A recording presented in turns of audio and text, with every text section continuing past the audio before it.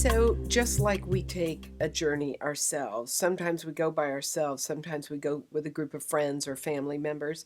That's what Bible study does, even with one other individual. It's a holy experience because you're learning together and your insights can be shared with me and vice versa. And I've had the most amazing experience with both small groups and large. And I mean, 6 to 8 girlfriends in a small group, as an example, to 100 people in a room, or a talk where I had many, many people in a room, where you are taking this journey together.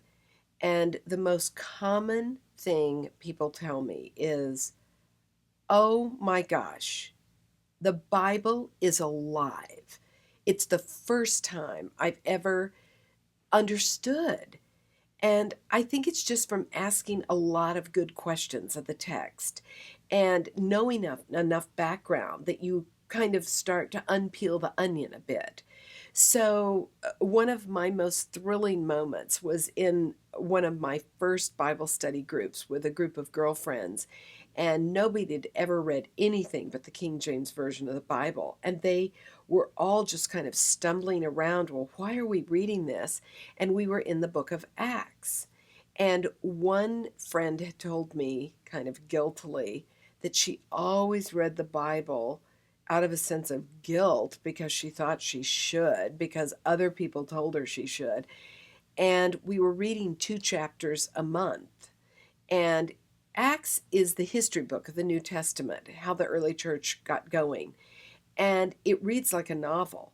I will never forget her coming to one of the later sessions when she rushed in and told everybody so excitedly, "Oh my gosh, I read ahead. I couldn't stop." And that was the moment in her life when the Bible came alive for her. Now, she was reading out of a more contemporary translation. It read like a novel to her. She grew to care about the characters. So, what Bible study does, and the way the workbooks I've written are designed, is to help people go through the text like the author wrote it. Start with chapter 1 and go chapter by chapter all the way through. So, I don't use a thematic approach. I try to let the author come through.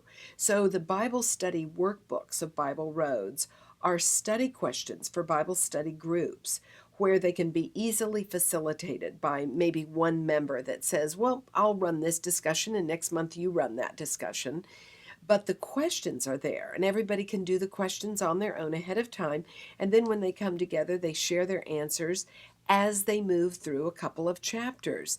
And I've had so many people tell me, I've seen things I've never seen by reading continuously instead of cherry picking my favorite verses. And I see relationships between the stories, why this one was after that one, and why this was tucked in between that applies to both.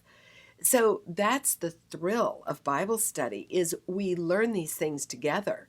And sometimes we even act out the stories to understand what was really the positioning at the Last Supper. Who was sitting on Jesus' right? And who was on his left? And where was Peter when he asked John, who's he talking to? What did he say? And you begin to realize things you've never seen just reading the text that are deeply meaningful. But I'm not going to give that away. That's for everybody who's listening to learn on their own, because it's a great joy of discovery.